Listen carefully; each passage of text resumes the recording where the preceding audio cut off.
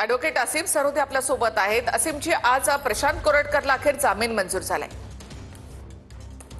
प्रशांत कोरटकरला जामीन मंजूर व्हावा अशा स्वरूपाचे कलम होते, म्हणजे जे कलम त्याच्यावर लावले ते गुन्हा नोंदवताना आणि त्याच्यामध्ये 3 वर्षापेक्षा जास्त शिक्षा नसलेले सगळे कलम असल्यामुळे साधारणतः अशा प्रकरणामध्ये जामीन होत असतो।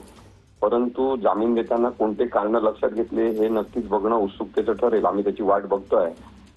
परंतु एकीकडे याचं जरूर वाईट वाटते की अशा पद्धतीने केवळ कलमांचा आणि शिक्षेचा म्हणजे त्या कलमांमध्ये शिक्षा किती आहे याचा विचार करून प्रक्रियावादी पद्धतीने जामीन होणं हे कुठेतरी थांबलं पाहिजे असं वाटते। न्यायाधीशांची याच्यामध्ये कोणती चूक नाही, त्यांनी प्रक्रियांचा विचार करून जामीन दिलेला आहे।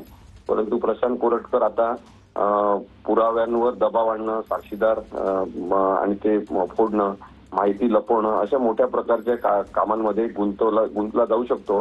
त्यांनी जर कोणत्याही तरतुदी म्हणजे ज्या अटींच्या आधारे त्याला जामीन मिळणार आहे त्या अटींचं पालन केलं नाही तर त्याचा जामीन रद्द करण्याची प्रक्रिया आम्ही सुरू करू। नक्कीच सर। असीमजी, मात्र या संदर्भात काही कोर्टात ज्यावेळेला युक्तिवाद सुरू होता त्यावेळेला काही समज कोरटकरला देण्यात आली होती का कोर्टाकडनं? तसं काही झालं नाही।